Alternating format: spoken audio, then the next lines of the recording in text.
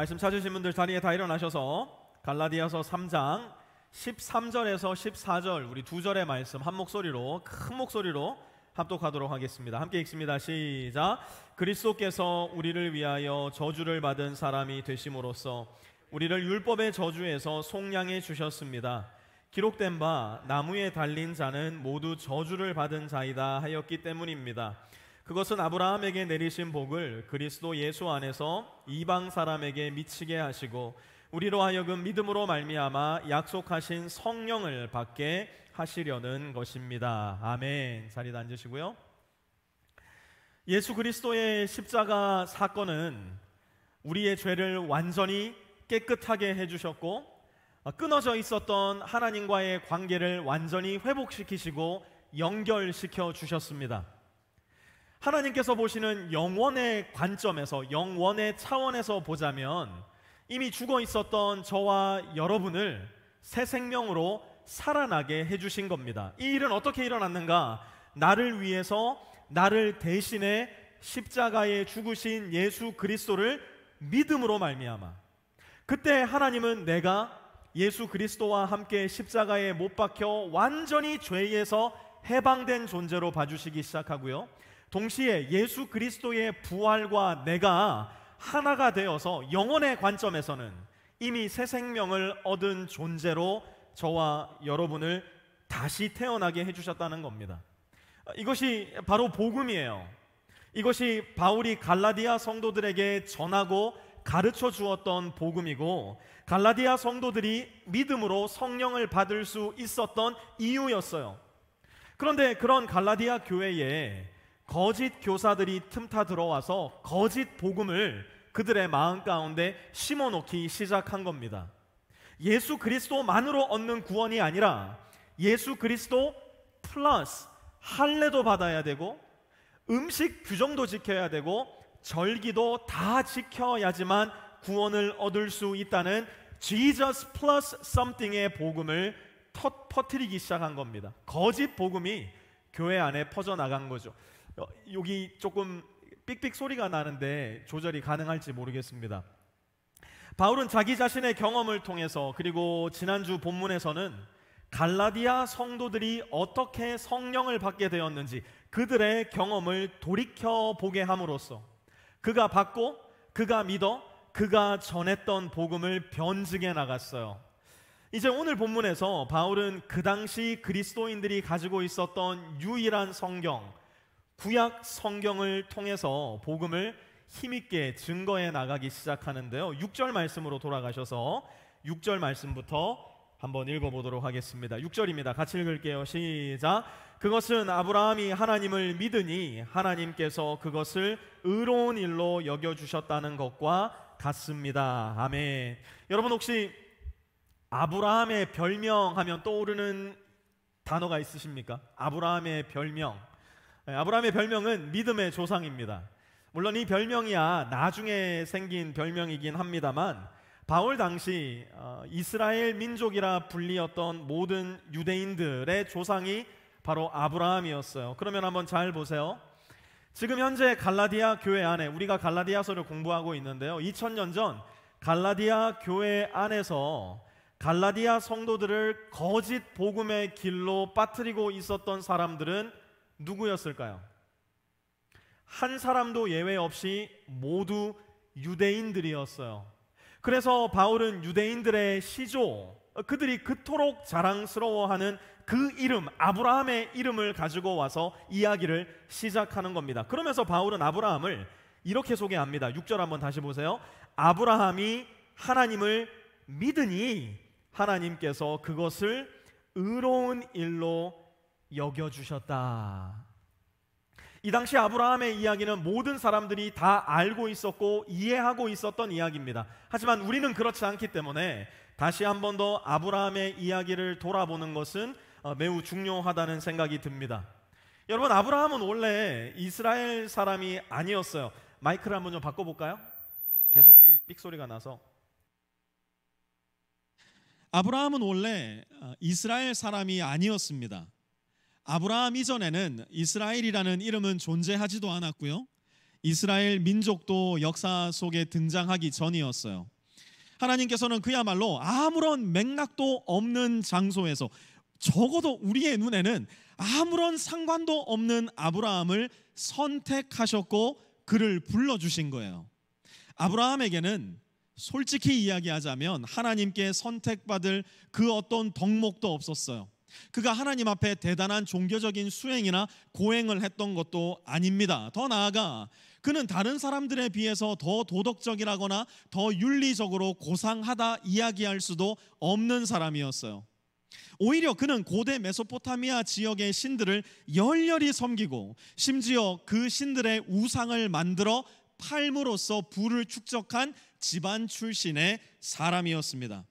그러니 오늘날 흔히 말하는 그리스도인의 기준으로는 이 아브라함은 하나님의 선택을 받거나 부르심을 받기에는 전혀 부적합한 인물, 더 솔직히 이야기하자면 정말 아무것도 아닌 인간이 바로 아브라함이었어요.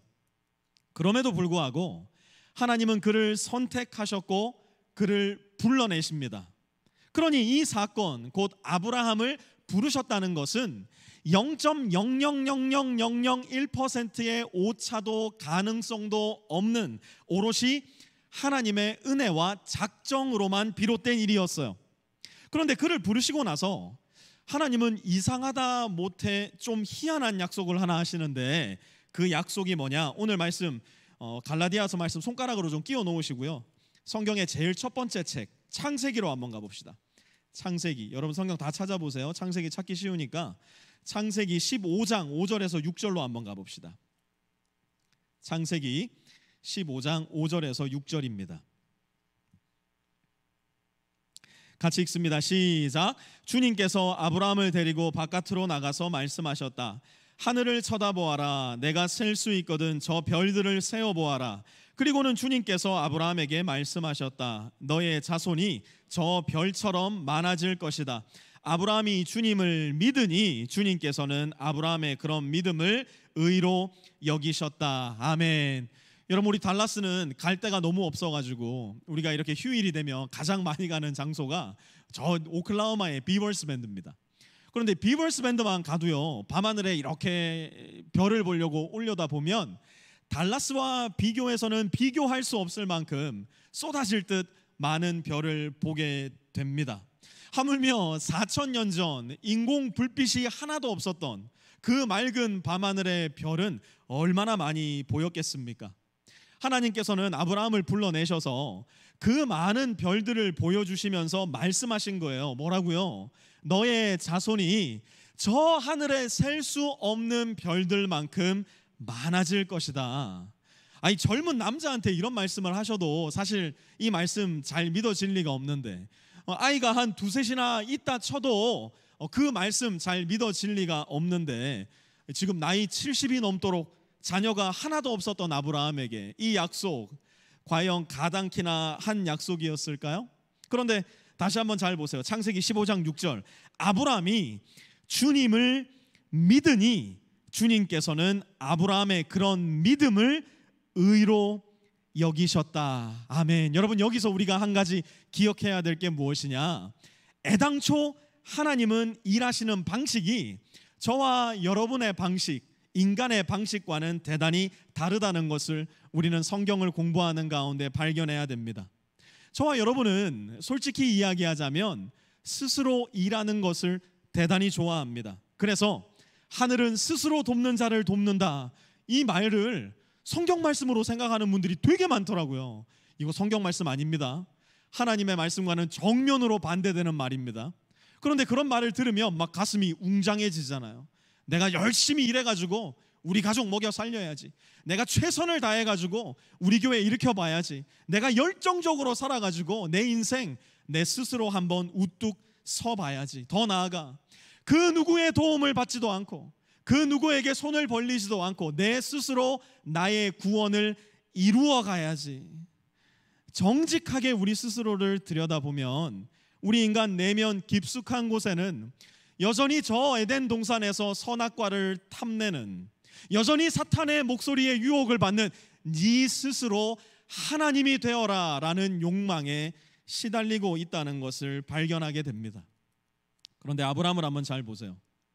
하나님께서 너의 자손이 저 하늘의 별들과 같이 많게 될 것이다 말씀을 들었을 때 아브라함은 그 즉시로 자손을 많이 갖기 위한 노력을 한 것이 아니에요. 아내에게 쪼르르 달려가서 하나님이 이렇게 말씀하셨으니 우리 더 힘써 봅시다 이야기하지도 않았어요. 그러면 아브라함은 무엇을 했나요? 15장 6절 다시 한번 보세요. 아브라함이 주님을 믿으니, 말도 안 되는 하나님의 약속을 아브라함은 그대로 믿었고 하나님께서는 그런 믿음을 의롭게 여기셨다 말씀하십니다. 그리고 나서 하나님은 아브라함에게 익숙했던 방식으로, 그 당시의 방법으로 하나님의 약속을 확증해 나가시는데요. 여러분 한번 생각해 보세요. 저와 여러분이 뭔가 중요한 약속을 맺을 때, 우리 사이에 뭔가 중요한 약속을 맺을 때 어떻게 합니까? 우리 아이들이랑 약속을 할 때는 오늘 예배 마치고 치크필레 꼭 데리고 가야 돼 이러면 새끼손가락 고리 걸고 약속하잖아요. 우리는 좀 더 성인이니까 뭔가 중요한 일에 대한 계약을 맺을 때 이렇게 정식 문서를 꾸미고 거기에다 뭐 지장도 찍고 도장도 찍고 사인도 하고 그러지 않습니까? 고대 근동 지역에서 한 사람과 다른 한 사람이 언약을 맺을 때는 좀 괴기스러운 방식을 사용했는데요. 그게 뭐냐? 동물들을 죽여서 그 동물들을 반으로 쪼개는 겁니다. 오늘날로 생각하면 너무 끔찍한 일이죠. 근데 그 당시에는 그렇게 언약을 맺었어요. 동물의 사체를 반으로 쪼개서 하나는 이쪽 편에 놓고요, 다른 하나는 이쪽 편에 놓습니다. 그러면 바닥은 무엇으로 물이 들었을까요? 피로 물이 들었을 겁니다. 그렇게 동물의 사체를 양편으로 벌려놓고 약속을 맺는 당사자 두 사람이 그 벌려놓은 동물의 사체 사이를 지나가는 거예요. 이게 무슨 의미였을까요? 당신과 나 사이에 그 누구라도 우리가 맺은 이 약속을 어기는 사람이 있다면 이 동물이 반으로 쪼개져 피를 흘리며 죽은 것과 같이 당신의 몸도 반으로 쪼개져 피를 흘리며 죽게 될 것입니다 라는 섬뜩하고도 확실한 약속이 바로 이 방법이었어요. 하나님은 아브라함에게 이와 똑같은 방식으로 언약을 체결하자 말씀하시는데요. 창세기 15장 10절 한번 보세요. 창세기 15장 10절입니다. 아브라함이 이 모든 희생 제물을 주님께 가지고 가서 몸통 가운데를 쪼개어 서로 마주 보게 차려 놓았다. 그런데 여기에서 정말 재미난 장면이 하나 등장합니다. 12절에 내려가서 보세요. 하나님은 아브라함을 깊이 잠들게 하시고 그 다음에 17절에 보니까 뭐라 말씀하시는가? 해가 지고 어둠이 짙게 깔리니 연기 나는 화덕과 타오르는 횃불이 갑자기 나타나서 쪼개놓은 희생제물 사이로 지나갔다. 여러분 한번 잘 보세요. 이 언약 체결 장면에 아브라함이 쪼개놓은 희생제물 사이로 지나갔다라는 기록이 있습니까? 없습니까? 없어요. 아브라함은 우리식대로 말하자면 갑자기 꼬꾸라져서 깊은 잠에 빠져 쿨쿨거리며 자고 있었을 뿐이에요. 쪼개놓은 희생 제물 사이로 지나간 것은 갑자기 나타난 연기와 횃불, 곧 하나님 한 분뿐이었어요. 이것은 무슨 말일까요? 하나님은 하나님께서 약속하신 모든 것을 믿는 사람들에게 그 사람들의 노력이나 힘이나 성취를 조금도 요구하지 않으시고 하나님의 일하심만으로 그 약속을 이루어 가시고 완성하신다는 뜻이에요. 누구 때부터요? 이스라엘 자손이 그토록 우리의 조상이라 자랑하고 믿어왔던 아브라함 때부터.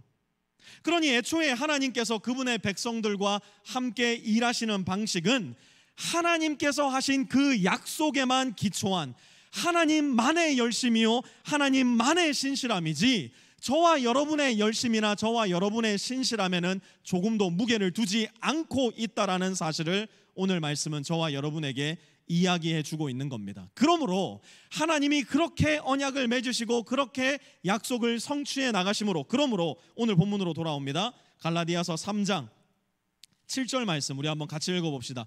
시작. 그러므로 믿음에서 난 사람들이야말로 아브라함의 자손임을 여러분은 아십시오. 아멘. 갈라디아 교회 안에 틈타 들어온 다른 복음, 곧 예수도 믿어야 되지만 할례도 받아야 되고 절기도 지켜야 되고 삼겹살 먹으면 안 되고 꽃게탕이 웬 말이냐 했던 그 모든 것들, 예수도 믿고 율법도 지켜야 한다는 그 거짓 복음을 지금 아브라함은 물리치고 무엇이라고 이야기하는 거예요? 오직 믿음으로 구원받는 사람들, 오직 예수 그리스도의 십자가를 믿음으로 붙잡는 사람들이야말로 아브라함의 자손이다, 바울은 이야기하고 있는 겁니다. 그리고 이야기는 여기에서 멈추지 않아요. 8절도 이어서 한번 같이 읽어보죠. 시작.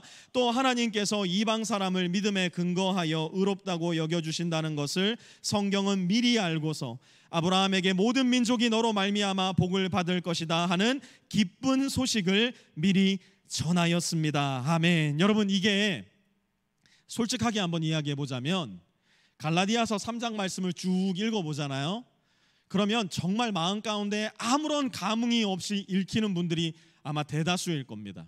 왜냐하면 우리는 유대인도 아니고 우리는 이방인인데 이방인이라는 생각을 하면서 별로 살아가지 않기 때문이에요.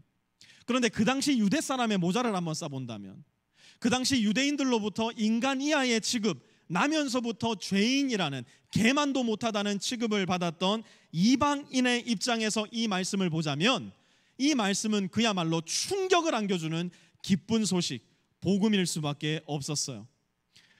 왜 그런 거 있잖아요. 달라스에도 저 기독교 방송 90.9에 보면 이제 크리스마스가 다가오는데 크리스마스 시즌이 되면 크리스마스 미러클이라는 그 주제로 어떤 선물을 주는 그런 시간이 있습니다. 이게 뭐냐면 이렇게 편지를 써서 사연을 보내는 거예요. 이런 일이 있는데 이런 선물을 좀 우리에게 주면 안 되겠냐. 그러면 방송국에서 그런 사연을 뽑아서 그 사연에 대한 선물을 주는 겁니다. 예를 들어서 제가 이렇게 사연을 썼다 생각해 봅시다. 90.9 관계자 여러분들, 이번 해에 우리 아이들한테 이런 선물을 해주고 싶은데 상황이 이러저러해서 해주지 못하는데 여러분들이 좀 해주실 수 있겠습니까? 그런 사연을 보내놓고 나면 어떻게 되겠어요? 그 크리스마스 미러클 언제 발표하나 막 숨을 죽이면서 그 방송국 프로그램을 듣지 않겠습니까? 마침내 그 발표하는 날이 됐어요. 들어보고 있는데 Mr. Koo, thank you for your 사연, 올해의 사연으로 당신의 사연을 우리가 선택했습니다 하면서 이야기를 하는 거예요. 그래서 당신이 적어보낸 그 아이들을 위한 선물 우리가 해주겠습니다 라고 했을 때 제 마음이 어떻겠어요? 너무너무 기쁘고 즐겁고 반갑지 않겠습니까? 그런데 여기에서 끝나질 않는 거예요. We are not done yet. 당신의 사연을 보니까 당신 집에 이런저런 일들이 있던데 우리가 그거 다 해결해 주겠습니다, 이렇게 얘기를 하는 거예요. 그럼 제 마음이 어떻겠어요? Oh my gosh, thank God, thank God 할 거 아닙니까? 그런데 방송국에서 계속 이야기가 들려와요. We are not done yet.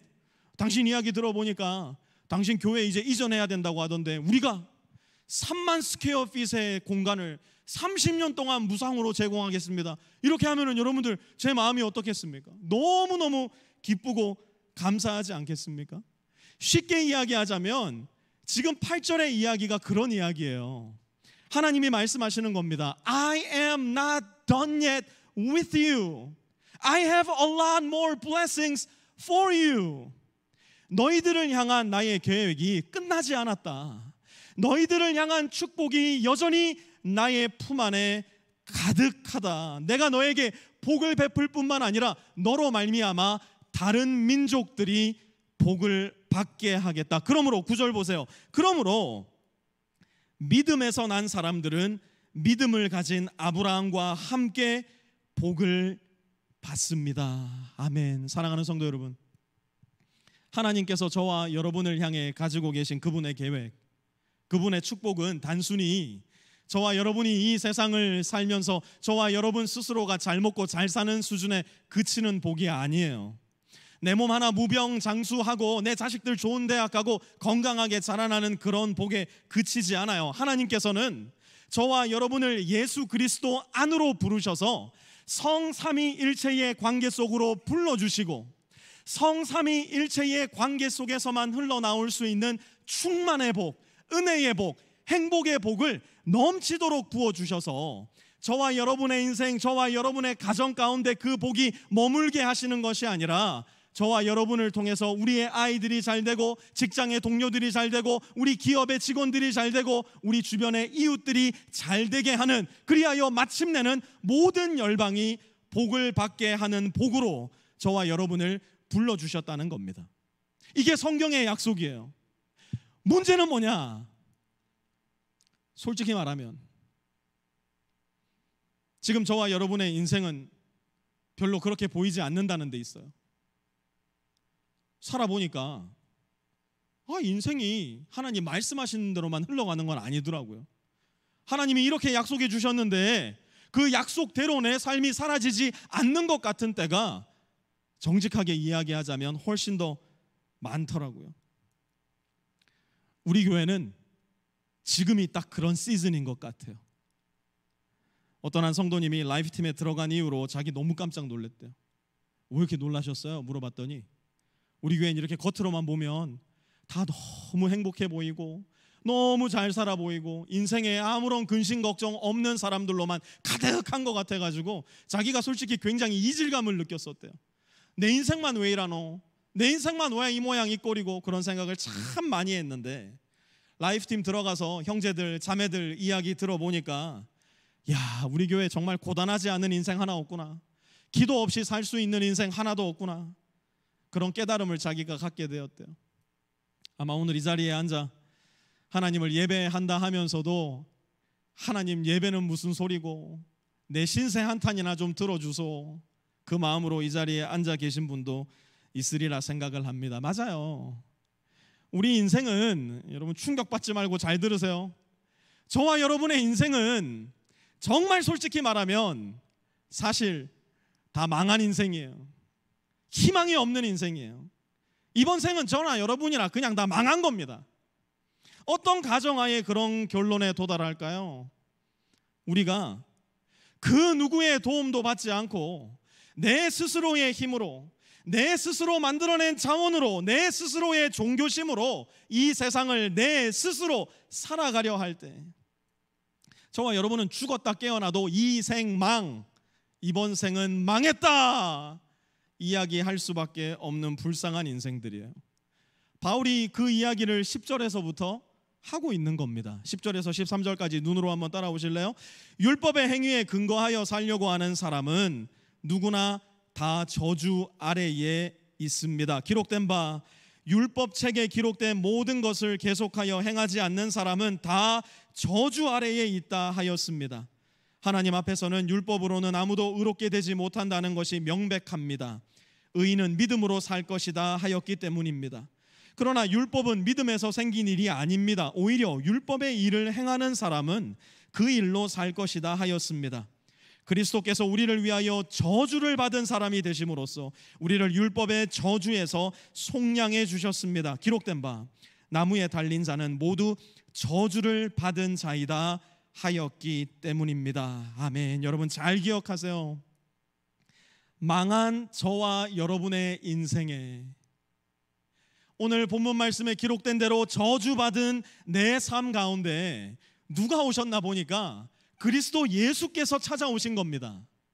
하나님은 저와 여러분을 향해서 아이고 이 저주받은 인생들아, 아이고 이 이생망들아, 좀 열심히 노력하고 애를 써가지고 내 곁으로 와봐라 말씀하신 것이 아니라, 하나님이 세상을 이처럼 사랑하사 독생자를 어떻게 해주셨다고요? 저와 여러분을 위해서 보내줘 버리신 거예요. 뭐 하려고요? 저와 여러분이 처해 있는 그 저주의 자리, 망해버린 인생의 자리, 멸망의 인생을 그분의 몸으로써 온전히 다 받아냄으로 인하여 저주의 끈을 끊어버리고, 망했다 우리 귀에 속삭이는 사단의 그 거짓말을 끊어버리고 저와 여러분을 영원한 생명과 복락의 길로 인도하시기 위해서. 그래서 13절 이렇게 얘기하잖아요. 13절 같이 한번 읽어봤으면 좋겠는데요. 그리스도께서, 시작, 그리스도께서 우리를 위하여 저주를 받은 사람이 되심으로써 우리를 율법의 저주에서 속량해 주셨습니다. 아멘. 이 말씀이 저와 여러분의 마음 가운데 믿음으로 받아들일 수 있는 말씀이 되기 바랍니다. 예수 그리스도의 십자가에서 우리의 죄는 다 못 박혀졌고 예수 그리스도의 피값으로 예수님께서 저와 여러분을 사신 거예요. 율법의 저주에서 저와 여러분을 건져내신 거예요. 여러분, 이번 생은 망했다는 생각이 드시는 분 계세요? 이번 생은 끝났다는 생각이 드는 분 계세요? 예, 맞아요. 이번 생은 망한 겁니다. 여러분, 아무리 노력해 보세요. 아무리 발버둥 쳐보세요. 시마다 때마다 끊임없이 여러분의 인생 가운데 찾아오는 그 고통과 아픔과 눈물을 여러분 스스로 도대체 무슨 수로 극복해내시려고 합니까? 아무리 기도 많이 해보십시오. 아무리 예배 많이 드려보십시오. 하루에 수십 수백 개의 설교를 들어보십시오. 그렇게 계속해서 요구되는 종교적 목록을 여러분은 도대체 어떻게 다 완성해 나가실 작정입니까? 나의 돈, 나의 시간, 나의 에너지를 들여서 사회봉사하고 구제활동하고 교회봉사하고 세계 선교를 위해 써보십시오. 누군가는 나보다 더 많은 돈과 시간과 에너지를 들여서 그 일을 하고 있는 것을 보면서 내 마음 가운데 죄책감과 불안과 두려움에 빠져들 거예요. 왜 그렇습니까? 아무리 애써봐도 나 홀로 서 있는 인생은 곧 망한 인생, 저주받은 인생이기 때문에 그래요. 그러나 그렇게 망해버린 내 인생에 누가 찾아오셨다고 말씀합니까? 예수 그리스도께서 찾아오셔서 저주받은 내 인생을 대신하여 그분의 온 몸으로 십자가의 저주를 받아주신 거예요. 그리고 말씀하시는 겁니다. 누구든지 그를 믿는 자마다 그리스도와 함께 십자가에 이미 못 박혀 죽은 자가 되고, 누구든지 그를 믿는 자마다 예수 그리스도 안에 새로운 피조물이 되어 영생의 약속을 받는 사람으로 거듭나게 된다는 거예요. 그러니 14절은 이렇게 말씀할 수밖에 없어요. 같이 한번 14절 읽을게요. 시작. 그것은 아브라함에게 내리신 복을 그리스도 예수 안에서 이방 사람에게 미치게 하시고 우리로 하여금 믿음으로 말미암아 약속하신 성령을 받게 하시려는 것입니다. 나의 행위가 아니고 나의 노력이 아니고 나의 열심이 아니고 우리로 하여금 믿음으로 말미암아 약속하신 성령을 받게 하시렸다는 것이에요. 사랑하는 성도 여러분, 내 인생 꼭 망한 인생 같다는 생각 드시는 분 있으셔요? 내 인생은 왜 이 모양 이 꼴이냐, 그런 생각 드시는 분 혹시 계세요? 내 결혼 생활은 왜 이렇게 비참하지? 내 직장 생활은 왜 이렇게 안 풀리지? 왜 나는 이렇게 잘생겼는데 연애도 못하지? 왜 우리 집은 이렇게 계속 돈에 쪼들려야 되지? 이 젊은 나이에 찾아온 내 몸의 이 질병은 도대체 무엇이란 말인가? 다른 집 애들은 아무도 안 그러는 것 같은데 왜 우리 집 애들은 이렇게 공부도 안 하고 이렇게 말도 안 듣고 속만 새기는 거지? 이번 생은 망했구나, 절망적인 생각이 드는 분 계시다면 여러분 잘 기억하세요. 오늘 말씀을 여러분 마음 가운데 똑똑히 새기셔야 돼요. 주님이 뭐라 말씀하실까요? 누가 그래? 누가 너의 인생이 망했다 그래? 누가 너의 인생이 끝났다 그래? Listen to me carefully. I am not done yet. 나는 아직 안 끝났어. I have a lot more blessings for you. 너를 위해 내가 준비하고 예비한 복이 아직까지 끝도 없이 예비되어 있으니 Remember, the best is yet to come. 가장 좋은 것은 아직 오지 않았음을 기억하고 기도하며 기다리거라. 주님의 음성이 저와 여러분의 마음 가운데 들려왔으면 좋겠어요. 우리를 속량하시기 위해 그분의 피값을 치루어 주신 예수님인데 저와 여러분을 위해 뭔들 못해 주시겠습니까? 우리를 위해 대신 저주까지 받으신 예수님이 저와 여러분을 위해 독생하신 아들까지 보내어 주신 하나님 아버지께서 우리를 위해 먼 복인들 못 베풀어 주시겠습니까? 옛날 노래 중에 이런 노래가 있어요.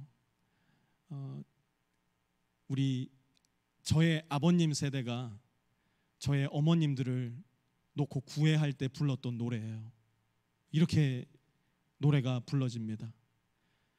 이 별은 나의 별, 저 별은 너의 별, 별빛의 물들은 밤같이 까만 눈동자. 다 이 노래 불러서 결혼하신 거예요, 우리 시니어분들은. 그런데 오늘 말씀을 준비하던 중에 야, 하나님도 이 노래 진짜 좋아하시겠다 싶은 생각이 들었어요.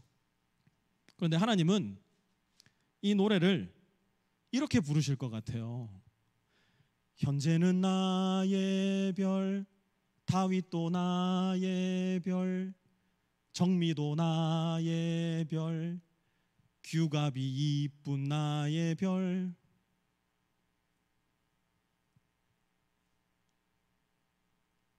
왜 그러냐? 여러분, 아브라함에게 하나님이 어떤 약속을 주셨다고요? 너의 자손이 어디에 뭐와 같이 많게 해주시겠다고요? 하늘에 별과 같이 많게 하여 주겠다. 언제요? 아브라함과 같이 믿음으로 그 약속을 받아들일 때. 누구에게요? 아브라함과 똑같이 예수님을 믿음으로 부르기 시작한 사람 누구에게나. 그러니 예수님을 믿음으로 거듭난 우리는 우리가 누구든지 간에 어떤 상황 가운데 있든지 간에 하나님의 눈에 별같이 빛나는 아름다운 존재로 보여지기 시작하는 거예요. 새까만 인생의 어둠과 절망과 공포와 눈물 가운데 신음하고 계신 분 계세요? 도무지 빠져나올 것 같지 않은 냄새나고 더러운 수렁 가운데 온몸 올잡달싹할 수 없을 만큼 갇혀있다 생각하는 분 계십니까? 그 어둡고 두렵고 쓸쓸하고 추운 겨울 같은 내 인생 속, 이번 생은 망했다 싶은 생각이 드는 나의 마음에 오늘 말씀을 통해 조용히 들려오는 이내는 나의 별, 은실이도 나의 별, 성경이 나의 별, 보영이도 나의 이쁜 별, 그렇게 나를 불러주시는 우리의 주님을 생각하면서 우리 이 찬양으로 주님의 이름을 한번 힘있게 불러봤으면 좋겠는데요. 자리에 다 일어나셔서 우리 이 찬양 하나님 앞에 우리의 마음을 다해서 올려드리도록 하겠습니다.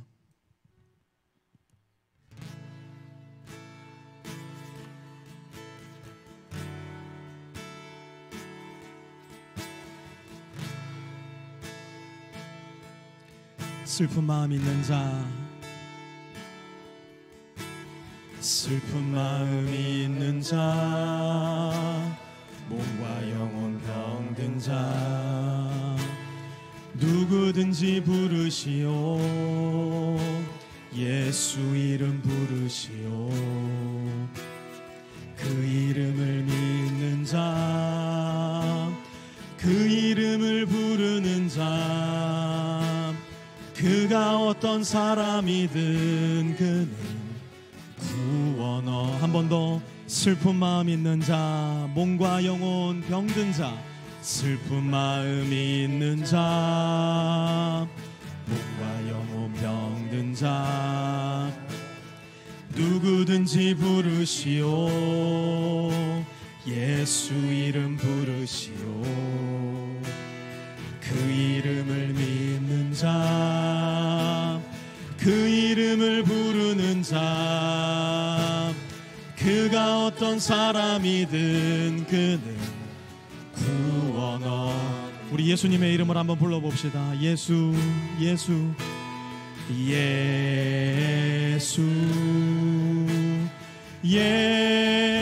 예수. 오 능력의 그 이름 예수, 나 외쳐 부르네.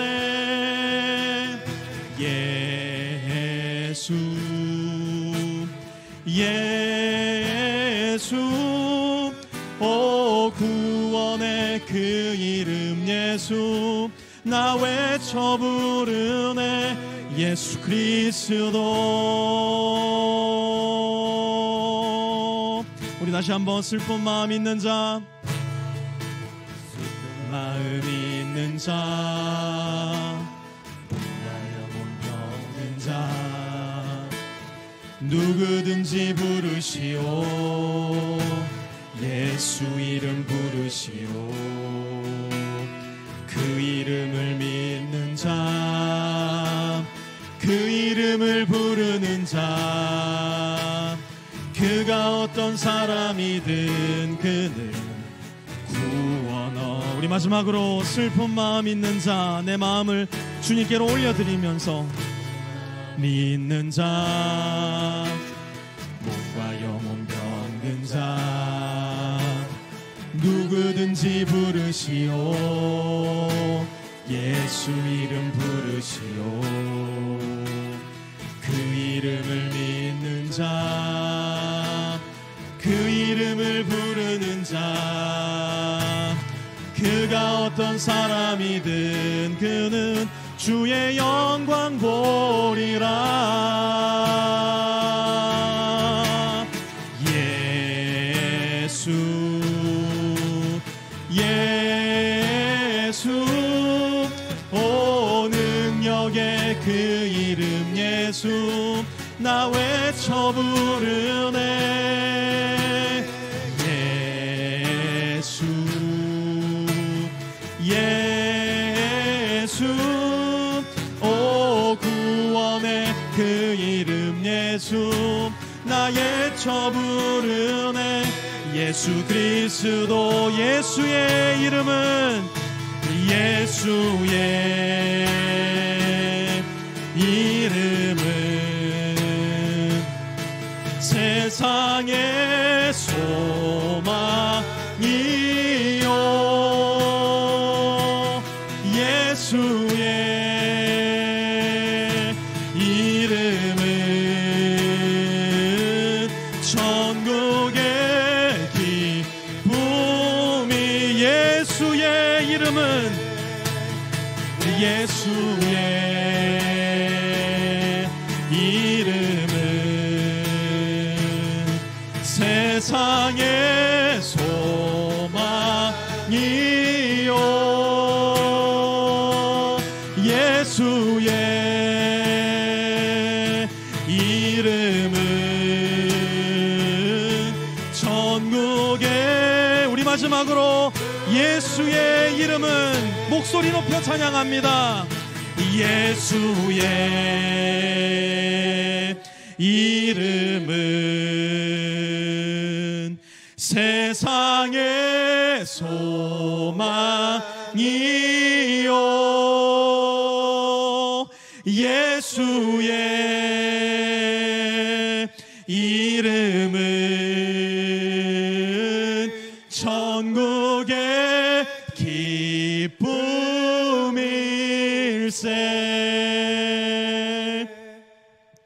우리 시간 함께 기도하기 원하는데요, 우리 시간 기도할 때는 그냥 예수님의 이름을 한번 불러가면서 기도해 봅시다.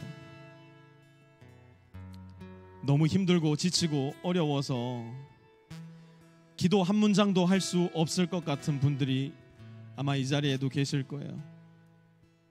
그냥 예수님, 예수님,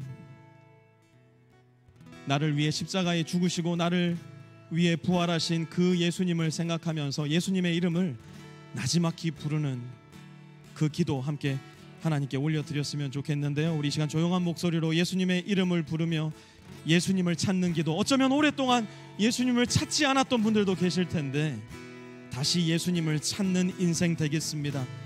예수의 이름으로 살아가는 인생 되겠습니다. 그 마음 가지고 우리 예수님의 이름을 부르며 기도하는 시간, 이 시간 잠시 갖도록 하겠습니다. 함께 기도합니다. 예수님,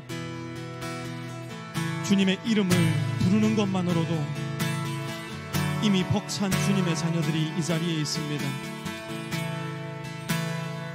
그럼에도 불구하고 주님의 이름을 불러야 살 수 있기에 주님의 이름을 부르며 나아갑니다. 은과 금 내게 없지만 내게 있는 것으로 내게 주노니 너는 나사렛 예수의 이름으로 일어나 걸어라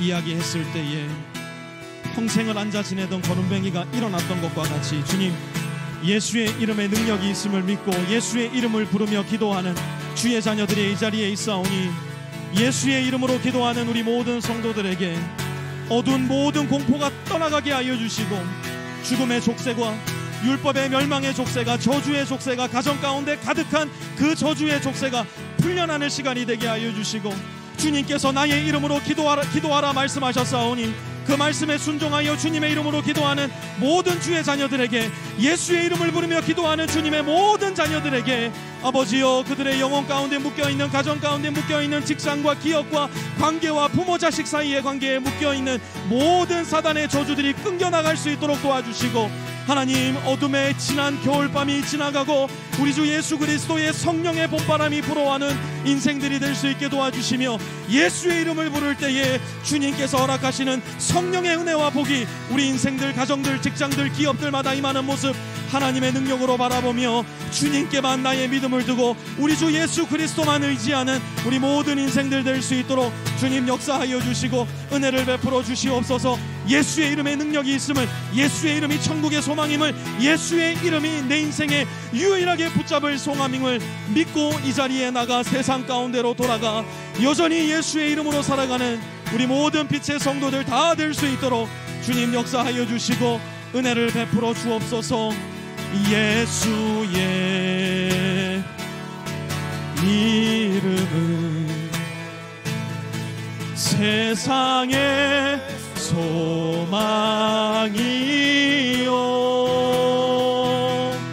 예수의 이름은 천국의 기쁨일세.